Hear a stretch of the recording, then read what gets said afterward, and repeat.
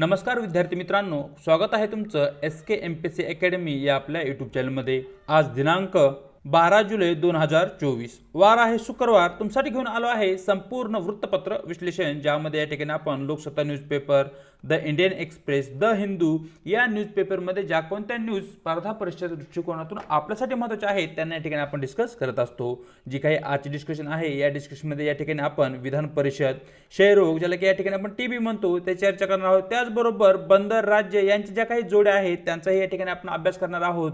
BIMSTEC organisation असेल, health in India कशा प्रकारची आहे आणि त्याचबरोबर जे काही कास्ट सेन्सस आहे त्यावर आधारित जे काही प्रश्न आहेत त्या सर्वांना या ठिकाणी आपण MCQ क्वेश्चनच्या माध्यमातून डिस्कस करणार आहोत। चला तर जी काही आजची आपली डिस्कशन आहे त्याला या ठिकाणी आता आपण सुरुवात करूया। मित्रांनो, या ठिकाणी आजचा जो काही आपला प्रश्न आहे तो आहे विधान परिषदे संदर्भात। सरळ या ठिकाणी सर्वप्रथम न्यूज पाहूया। साऱ्याच पक्षांना मतफुटीची भीती अशा प्रकारची न्यूज लोकसत्ता पेज क्रमांक 1 वर तुम्हाला दिसून जाईल। आज म्हणजे दिनांक 12 जुलै 2024 या ठिकाणी जी काही महाराष्ट्राची विधान परिषद आहे त्या ठिकाणी 11 जागांसाठी या ठिकाणी आज निवडणूक होत आहे आणि त्या संदर्भात एकूण ती न्यूज असलेली आपल्याला या ठिकाणी दिसत आहे। या ठिकाणी जी काही विधान परिषद आहे हे एक महत्त्वपूर्ण सभागृह आहे आणि या संदर्भात जे काही महत्त्वाचे प्रश्न आहेत ते या ठिकाणी आपण पाहणार आहोत। चला तर पाहूया प्रश्न क्रमांक 1। राज्यातील विधान परिषदेची जास्तीत जास्त संख्याबळ किती असते अशा प्रकारचा मित्रांनो या ठिकाणी आपला प्रश्न आहे। तर या ठिकाणी या प्रश्नाचं आपलं योग्य उत्तर राहील पर्याय ए, विधानसभेच्या एकूण संख्याबळाच्या 1/3 सदस्य संख्या ही या ठिकाणी कोणत्याही राज्याच्या विधान परिषद या सभागृहाची असते। फॉर एक्झाम्पल या ठिकाणी जे काय आपलं महाराष्ट्र आहे, आपल्या महाराष्ट्राची जी काही सदस्य संख्या आहे ती या ठिकाणी 288 आहे। या ठिकाणी 288 ला जर तुम्ही या ठिकाणी 3 भाग दिला तर येणारे जे काही उत्तर आहे ते उत्तर या ठिकाणी त्या राज्याची काय असेल, विधान परिषदेची जी काही सदस्य संख्या आहे ती सदस्य संख्या असेल। पाहूया प्रश्न क्रमांक 2। भारतीय राज्यघटनेचे कोणते कलम राज्यामध्ये विधान परिषदे स्थापनेसंबंधी आहे अशा प्रकारचा महत्त्वपूर्ण प्रश्न या ठिकाणी आपल्या समोर आहे। तर मित्रांनो, या ठिकाणी आपली जी काही भारताची राज्यघटना आहे, आपल्या भारताच्या राज्यघटनेमध्ये कलम 169 च्या अंतर्गत राज्यामध्ये जी काही विधान परिषद स्थापन केली जाणार आहे त्या संदर्भात कशा प्रकारच्या अटी शर्ती आहेत याविषयी चर्चा त्या ठिकाणी केली गेली आहे। प्रश्न क्रमांक 2 योग्य उत्तर राहील पर्याय ए। पुढे इन डिटेल मध्ये या ठिकाणी आपण जी काही विधान परिषद आहे आणि त्या संदर्भात जे काही महत्त्वाचे फॅक्ट्स आहेत त्यांना या ठिकाणी समजून घेण्याचा प्रयत्न करणार आहोत। तर सर्वप्रथम विधान परिषद हे एक वरिष्ठ सभागृह असतं, ज्या प्रकारे केंद्र सरकारमध्ये लोकसभा आणि राज्यसभा आहे आणि त्या ठिकाणी राज्यसभा हे एक वरिष्ठ सभागृह आहे। अगदी त्याच प्रकारे राज्यामध्ये जर 2 सभागृह असतील ज्यामध्ये एक असेल विधान परिषद आणि दुसरा असेल विधानसभा, तर या ठिकाणी विधान परिषद हे काय असेल तर वरिष्ठ सभागृह असेल, हे सिनियर चेंबर असेल, हे तुम्हाला या ठिकाणी माहिती असणं आवश्यक आहे। जी काही राज्य आहे त्या राज्यामध्ये जी काही विधान परिषद स्थापन केली जाते त्या संबंधी आपल्या राज्यघटनेमध्ये जे काही कलम देण्यात आला आहे, आर्टिकल देण्यात आला आहे त्याचा क्रमांक 169 आहे, हे तुम्हाला या ठिकाणी माहिती असणं आवश्यक आहे। कमाल संख्याबळ राज्याच्या विधानसभेच्या एकूण संख्याबळाच्या 1/3 या ठिकाणी आपण प्रश्नामध्ये ऑलरेडी पाहितलेलं आहे। किमान संख्याबळ मात्र या ठिकाणी 40 असलं पाहिजे। जो काही कार्यकाळ असतो सदस्यांचा तो 6 वर्षाचा असतो आणि यासाठी या ठिकाणी जी काही निवडणूक आहे ती लढवण्यासाठी किमान वयोमर्यादा ही 30 वर्षे असलेली दिसते, जी की सदस्यांसाठी असेल, हे तुम्हाला या ठिकाणी माहिती असणं आवश्यक आहे। जी काही विधान परिषद आहे तिची जी काही रचना आहे त्या संदर्भात जे काही आपल्या राज्यघटनेमध्ये कलम देण्यात आला आहे ते आहे 171। हाही पॉइंट या ठिकाणी आपल्याला महत्त्वाचा आहे।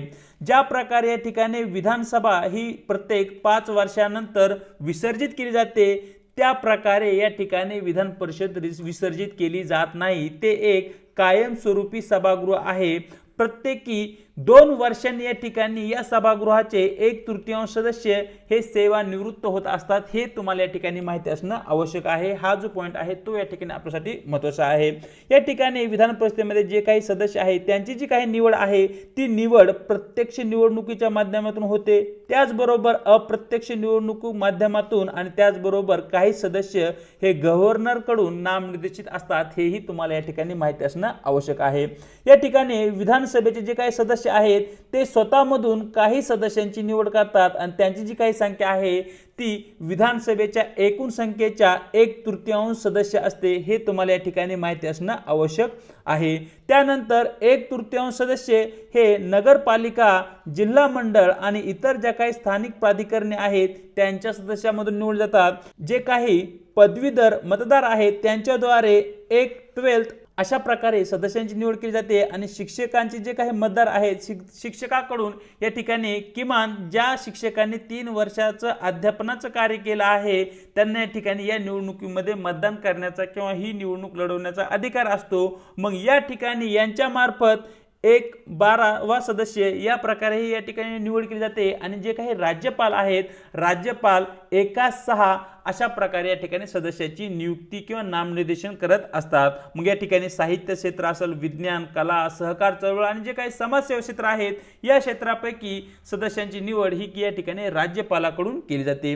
जी काही विधान परिषद आहे ती स्थापन किंवा ती रद्द करण्याची जी काही प्रक्रिया आहे ती राज्याच्या विधानसभेने एकूण सदस्य संख्येच्या बहुमताने मंजूर करणे आवश्यक असते। तशा प्रकारचा ठराव त्यांनी मंजूर करणं आवश्यक असतं, परंतु जो काही अंतिम निर्णय आहे तो अंतिम निर्णय या ठिकाणी भारताच्या संसदेद्वारे म्हणजे पार्लमेंटद्वारे घेतला जातो, हेही तुम्हाला या ठिकाणी माहिती असणं आवश्यक आहे।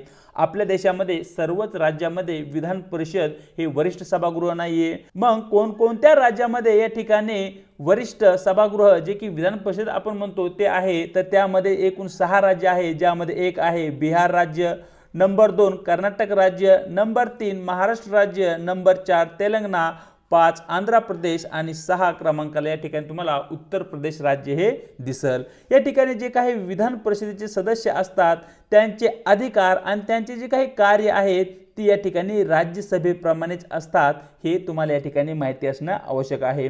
विधान परिषदेमध्ये मनी विधेयक मांडता येत नाही, ते केवळ विधानसभेतच मांडले पाहिजे असा एक प्रकारचा या ठिकाणी नियम आहे। या ठिकाणी विधान परिषदेचे जे काही अध्यक्ष आहेत त्यांची निवड त्यांच्या सदस्यांमधूनच केली जाते, हाही पॉइंट या ठिकाणी आपल्यासाठी महत्त्वाचा आहे। तर अशा प्रकारे इन डिटेलमध्ये जी काही विधान परिषद आहे त्या संदर्भात जे काही महत्त्वाचे फॅक्ट आहेत त्यांची या ठिकाणी आपण चर्चा केली आहे। पाहूया आजचा आपला पुढचा प्रश्न मित्रांनो, जो की या ठिकाणी क्षयरोग ज्याला की आपण टीबी म्हणतो त्या संदर्भात आहे। सर्वप्रथम न्यूज पाहूया।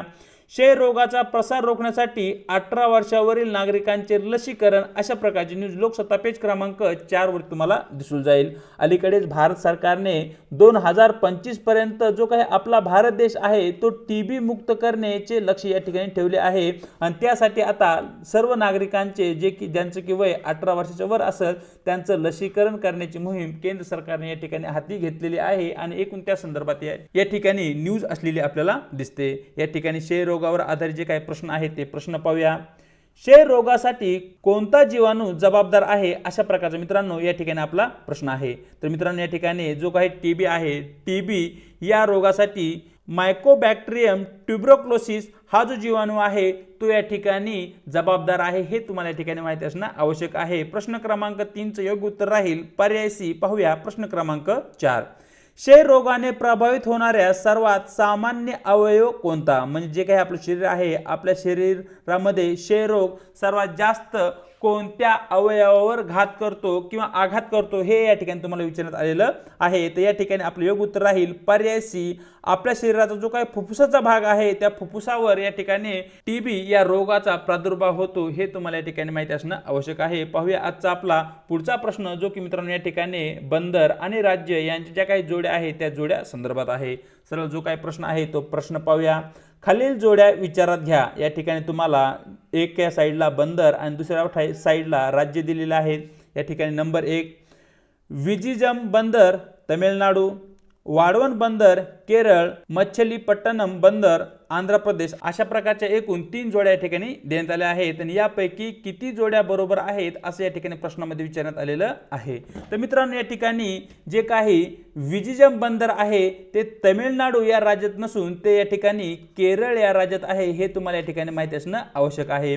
जे काही वाढवण बंदर आहे ते केरळ या राज्यात नसून मित्रांनो ते या ठिकाणी जे काही महाराष्ट्र राज्य आहे आपल्या महाराष्ट्र राज्यामध्ये आहे, हे तुम्हाला या ठिकाणी माहिती असणं आवश्यक आहे. आणि मच्छलीपट्टम बंदर हे आंध्र प्रदेश या राज्यामध्येच आहे. या ठिकाणी तुम्ही मॅप मध्ये पाहू शकताय की आंध्र प्रदेश राज्यामध्ये या ठिकाणी तुम्ही मच्छलीपट्टनम हे बंदर या ठिकाणी पाहू शकताय. म्हणजेच वरती ज्या काही 3 जोड्या या ठिकाणी आपल्याला देण्यात आल्या आहेत, या 3 जोड्यापैकी जोडी क्रमांक 1 चुकीची आहे, जोडी क्रमांक 2 चुकीची आहे, परंतु जोडी क्रमांक 3 बरोबर असल्या कारणाने आपले योग्य उत्तर राहील पर्याय डी, केवळ नंबर 3 ची जोडी बरोबर. पाहूया आजचा आपला पुढचा प्रश्न, जो की मित्रांनो या ठिकाणी बिमस्टेक या ऑर्गनायझेशन संदर्भात आहे.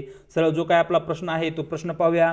बहुक्षेत्रीय तांत्रिक आणि आर्थिक सहकार्यासाठी बंगालच्या उपसागराच्या पुढाकाराबाबत, ज्याला की आपण या ठिकाणी बिमस्टेक म्हणतो, खालील विधाने विचारात घ्या. या ठिकाणी विधान क्रमांक 1, बिमस्टेकचे स्थायी सचिवालय थायलंड या देशामध्ये आहे. नंबर 2, बिमस्टेक बहुआयामी सहकार्यासाठी 7 दक्षिण आणि आग्नेय आशियाई देशांचा समूह आहे. आणि नंबर 3 चे जे काही विधान आहे ते आहे बिमस्टेक मधील नेतृत्व देशांच्या नावाच्या वर्णक्रमानुसार फिरवले जाते. अशा प्रकारचे एकूण 3 स्टेटमेंट मित्रांनो या ठिकाणी आपल्या समोर आहेत. आणि यापैकी किती स्टेटमेंट बरोबर आहेत असे या ठिकाणी आपल्याला प्रश्नामध्ये विचारण्यात आलेलं आहे. तर या ठिकाणी जो काही आपला प्रश्न आहे, आपल्या प्रश्नाचं योग्य उत्तर राहील मित्रांनो पर्याय बी, वरील केवळ 2 विधान या ठिकाणी बरोबर आहेत. म्हणजे या ठिकाणी विधान क्रमांक 2 आणि विधान क्रमांक 3 बरोबर आहे, परंतु या ठिकाणी विधान क्रमांक 1 हे चुकीचं आहे. बिमस्टेकचे जे काही स्थायी सचिवालय आहे ते थायलंडमध्ये नसून ते बांगलादेशमध्ये आहे. बांगलादेशची राजधानी ढाका या ठिकाणी आहे, हे तुम्हाला या ठिकाणी माहिती असणं आवश्यक आहे. पाहूया आजचे आपले पुढचे प्रश्न, जे की या ठिकाणी यूपीसी आणि एमपीसी करणारे जे काही विद्यार्थी आहेत खास करून त्यांच्यासाठी या ठिकाणी आपण ते फ्रेम करत असतो. सरळ प्रश्न पाहूया. Consider the following statement. Statement 1, India's total fertility rate and mortality rate have seen decline. Statement 2, the proportion of the population living below the poverty line has increased in India. Statement 3, India accounts for 1/3 of global malnutrition burden. Statement 4, India has a double burden of communicable and non-communicable diseases. So, in our question, they are asking how many of the above statement is correct. So, we will discuss our statement. Statement number 1 is right. In India's total fertility rate as well as the total mortality rate have been declined. This statement is right. Statement 2 is wrong. The proportion of the population living below poverty line has been increased. This statement is wrong. In 1990, the people living below the poverty line, or those are coming under the poverty line, the percentage of that people will be 48%. But if you see in 2019, that percentage drastically dropped and that's come on to 10%. So statement 2 is wrong. Statement 3 is right and statement 4 is right. So our answer will be 3 statement from above statement is correct. So our answer will be option C, only 3 statement is correct. Let's see our today's last question, which is on caste census or other factor of the constitution. Let's see question. Consider the following statement. Statement 1, caste census is a state subject. Statement 2, the 10% reservation for economically weaker section, that is called EWS, are applicable to OBC, SC and ST. Statement 3, the constitution provide for reservation in electoral constituencies in panchayat and municipalities for OBC, but it does not provide reservation to OBC in the electoral constituencies for MP and MLA. So how many of the above statement is correct? That is our question. So friend, statement number 1 is a wrong.